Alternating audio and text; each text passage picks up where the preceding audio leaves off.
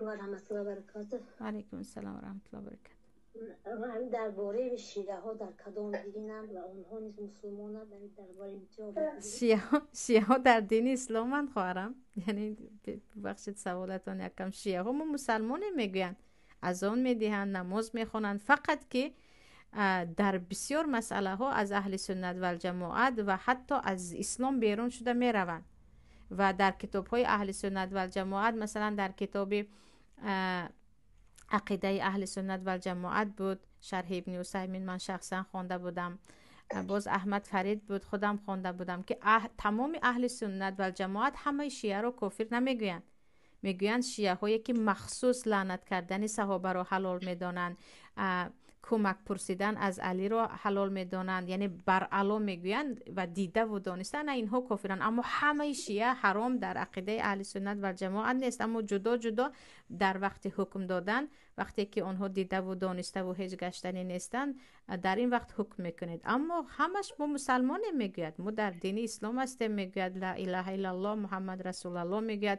فقط در مسئله های از علل خصوص همین صحابه ها، مثلا حضرت عمر و علی و حتی ببخشید ابوبکر و حضرت عایشه و اینها رو دشنام میکنند و این رو ثواب میدانستگیشان هم هست. و در مسئله توسل گرفتن از حضرت علی و از اهل بیت پیامبر، مثلا به من کمک کن یا زهرا کمک کن یا فاطمه یا علی کمک کن، اینها رو حلال میدونن که اینها شرک بر علا هست در نزد اهل سنت و جماعت.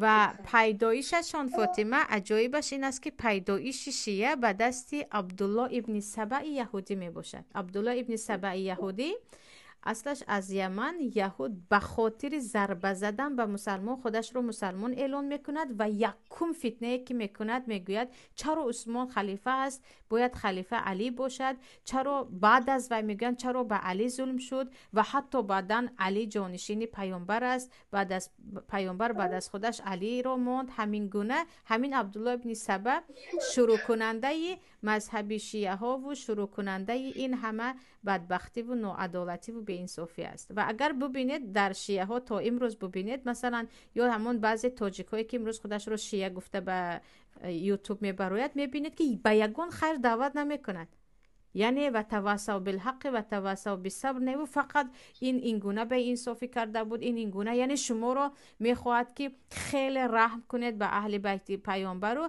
یک گروه صحابه ها رو خیلی ظالم بدانید و نمیدونم با این کجا حل میشود، یعنی انسان به چی مقصد میرسد.